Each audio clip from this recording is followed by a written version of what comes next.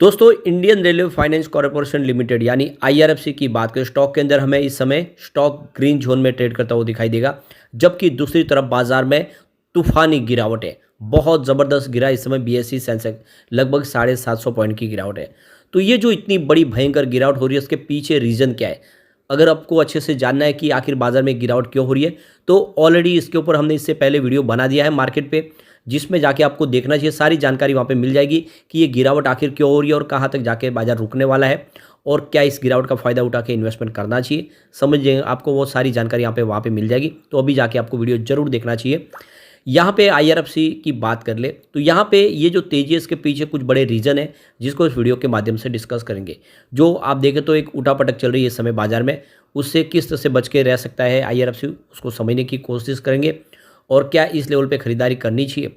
वैसे तो ये स्टॉक ऑलरेडी पहले लोगों को मल्टीबैग रिटर्न दे चुका है, लेकिन ऊपर के लेवल से काफ़ी करेक्ट हो चुका है। क्या ये एंट्री का सही मौका है, जानेंगे इस वीडियो के माध्यम से। लेकिन फ्रेंड उससे पहले अगर आप पहली बार हमारे चैनल पे आए तो चैनल को सब्सक्राइब कर दीजिए, एक बेल आइकॉन दबा दीजिए ताकि जब भी नया वीडियो बने पहला नोटिफिकेशन आपको मिले। वीडियो पसंद आए तो लाइक से जरूर कीजिए। चलो फ्रेंड्स वीडियो स्टार्ट करते हैं। मैं हूँ आपका दोस्त एस बी दवे और हमारे अपने चैनल ऑनलाइन कमाई में आपका बहुत बहुत स्वागत है। तो अभी लगभग 2 बजे के आसपास का टाइम है।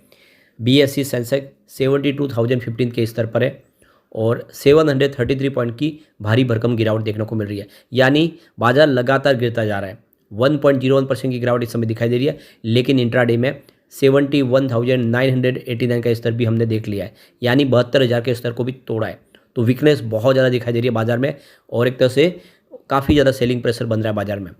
यहाँ पे निफ्टी फाइनेंशियल सर्विस में भी गिरावट है। 20,563 के स्तर पे 63 पॉइंट की गिरावट है, यानी 0.31% डाउन है निफ्टी फाइनेंशियल सर्विस। तो निफ्टी फाइनेंशियल सर्विस में इतनी गिरावट नहीं है जितनी बाजार में। इस गिरावट के पीछे जो सबसे बड़ा रीज़न बन रहा है वो टाटा ग्रुप के शेयर, स्पेशली टीसीएस, जिसमें काफ़ी बड़ी गिरावट हुई है क्योंकि सुबह सुबह वहाँ पे एक बड़ी ब्लॉक डील के माध्यम से बिकवाली हुई है, क्योंकि टाटा ग्रुप अपनी स्टेक बेचना चाहते हैं, वो भी डिस्काउंट में, और इसने एक माहौल निगेटिव बनाया है। और दूसरी तरफ कुछ और इंडेक्स भी है जहाँ पे गिरावट हो रही है, लेकिन निफ्टी फाइनेंशियल सर्विस में गिरावट थोड़ी कम है। और इसके उलट आज आईआरएफसी काफ़ी अच्छा कर रहा है। तो यहाँ पे स्टॉक की शुरुआत तो देखें तो कि लगभग फ्लैट ही हुई 134 पर, क्लोजिंग थी कल की 134.95 के आसपास। थोड़ी सी रेड में शुरुआत की, लेकिन उसके बाद में इसमें अच्छी खरीदारी लौट के आई। स्टॉक ने जो हाई बनाया 137 का है, तो काफ़ी अच्छी दौड़ लगाई, लेकिन इंट्राडे का जो लो है वो 133 का है। तो गिरावट भी हुई है स्टॉक में दिन में, लेकिन देख सकते हो कि बड़ी गिरावट के दम पे यहाँ पे स्टॉक भले नीचे आया हो, लेकिन उसके बाद में काफ़ी अच्छी खरीदारी शुरू हुई और स्टॉक इस समय 135 के आसपास ट्रेड कर रहा है, जहाँ पे 0.44% की तेज़ी है। अगर बाजार ने आज साथ दिया होता तो स्टॉक के अंदर बहुत बड़ी तेज़ी बन सकती थी। आज इसके अंदर संभावना काफ़ी तेज़ी की बनी हुई है। अब इसकी परफॉर्मेंस देखें तो 12 मार्च को स्टॉक 136 के आसपास था, जहाँ पे 3.1% की गिरावट हुई। 13 मार्च को जब बाजार एकदम तूफानी तरीके से गिरा उस समय इसमें भी 9.1% की बड़ी गिरावट हुई, 124 के आसपास स्टॉक आ गया। लेकिन 14 मार्च को स्टॉक फिर रिकवर कर गया, 140 पे पहुंच गया 12.9% की बम्पर तेजी के साथ। फिर 15 मार्च को इसमें प्रॉफिट बुकिंग हावी हुई, स्टॉक आ गया 136 के आसपास, जहाँ पे 2.4% की गिरावट हुई। और 18 मार्च को स्टॉक 134 के आसपास था, जहाँ पे 1.5% की फिर गिरावट हुई। तो 2 दिन की गिरावट के बाद उस पर ब्रेक लगाए। अब यहाँ पे सबसे जो बड़ी बात है, अब इसकी परफॉर्मेंस को देखें पिछले 1 महीने के, मार्च 1 से, तो स्टॉक में गिरावट बिल्कुल हुई है, क्योंकि 150 के आसपास था 1 मार्च को स्टॉक, तो 150 से स्टॉक जो है 135 तक आया, तो लगभग 15 रुपये की गिरावट हुई है। और उसमें अगर आप देखें तो कुछ रिकवरी भी हुई है, क्योंकि 13 मार्च को तो 124 तक आ गया था। तो उस लेवल से अभी स्टॉक ठीक लग रहा है, उतनी गिरावट नहीं है। अब यहाँ पे अगर हम इसकी प्रदर्शन को देखें पिछले कुछ समय से किस तरह से स्टॉक ने दौड़ लगाई है, तो 31 दिसंबर 2023 को ये 100 रुपीज़ के आसपास था, और 1 जनवरी से जो दौड़ना शुरू हुआ तो आप ये देख ही सकते हो, यह स्टॉक 21 जनवरी को 192 का इसने हाई बना दिया।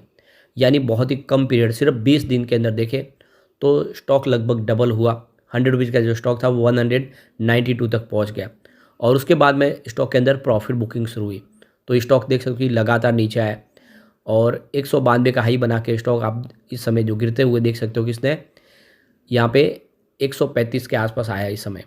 तो काफ़ी ज़्यादा करेक्शन हो चुका है और निचले लेवल से इसने एक तेज़ी की संभावना फिर बतानी शुरू की है। वैसे इससे पहले ये बहुत ज़बरदस्त रिटर्न दे चुका है ऑलरेडी। मार्च 2023 में ये स्टॉक मात्र 26 रुपये के आसपास था, जो मार्च 2024 में इस समय 135 के आसपास पहुंच चुका है। यानी एक साल में जो स्टॉक 25-26 रुपये के आसपास था वो 150 तक पहुंचा है। बहुत ज़बरदस्त रिटर्न दिया स्टॉक ने, और इससे पहले ये ऑलरेडी 192 तक भी जाके आया है। तो काफ़ी कम समय में ज़बरदस्त मल्टी बैग रिटर्न दिया स्टॉक ने। अब यहाँ पे जो सबसे बड़ी बात है कि सेबी की जो नई गाइडलाइन है उसके मुताबिक जो म्यूचुअल फंड्स हैं उनको बोला गया है कि आप स्मॉल कैप और मिड कैप से जो अपनी पोजीशन है उसको कम करें, आप ज़्यादा से ज़्यादा उसको रिड्यूस करें और आने वाले समय जो निवेश है वो लार्ज कैप में बनाएं।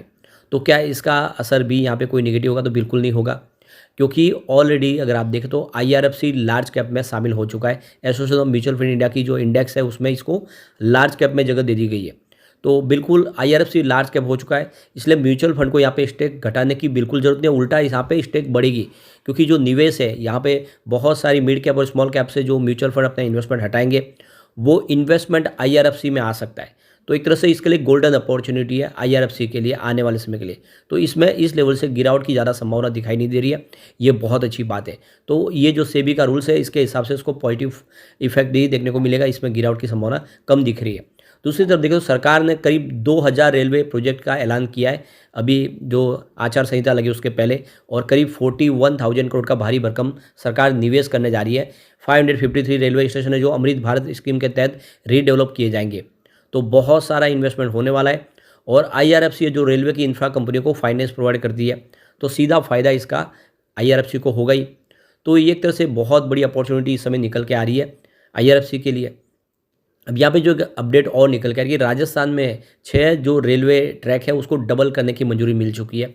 बहुत सारे स्टेशन है जहाँ पे सिंगल ट्रैक है उसको डबल किया जा रहा है, जिसमें आप देख सकते हो कि जयपुर, छोमू, चूरू, सादुल्लुपुर, इसके अलावा लूणी, समदेड़ी, भीलड़ी, अजमेर, चंदेरिया, जयपुर, सवाई माधोपुर, पुष्कर, मेड़ता रोड, ये जो रूट है वो सारे के सारे रेलवे के जो ट्रैक है उसको डबल किया जा रहा है। यानी काफ़ी बड़ा निवेश होने वाला है और इसकी मंजूरी ऑलरेडी मिल चुकी है।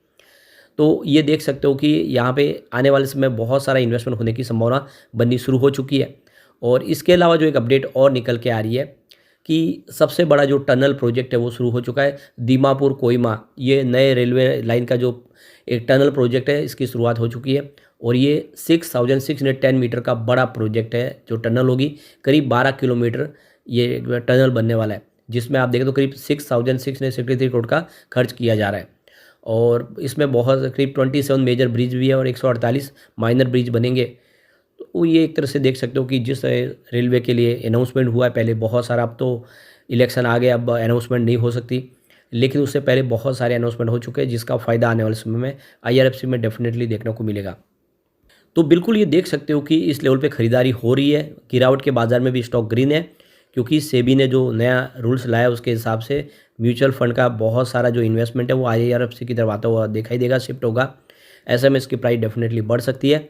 तो आप भी निचले लेवल का फ़ायदा उठा के खरीदारी कर सकते हैं, लेकिन एक साथ में एग्रेसिव तरीके से न करें, क्योंकि बाजार के सेंटीमेंट बिगड़े हुए हैं। आप उसमें क्या वजह बन रही है वो रीज़न जानने के लिए ऑलरेडी मार्केट पे वीडियो बना है, उसमें जाके आपको अभी देखना चाहिए, सारी जानकारी आपको वहाँ पे मिल जाएगी। अब एक बार इसके पिवट लेवल को चेक कर लेते हैं, तो यहाँ से अगर गिरावट होती है तो 119 का पहला सपोर्ट है, ये टूटा तो स्टॉक सीधा 103 तक जाता हुआ दिखाई देगा। अब बड़ी गिरावट होगी तो 89 तक जा सकता है, यानी 100 के स्तर को तोड़ सकता है। ऐसा हुआ तो फिर गिरावट और बढ़ सकती है। पॉजिटिव माहौल बना तो 150 का फर्स्ट रेजिस्टेंस है, इसको पार करते ही स्टॉक आपको 164 तक जाता हुआ दिखाई देगा।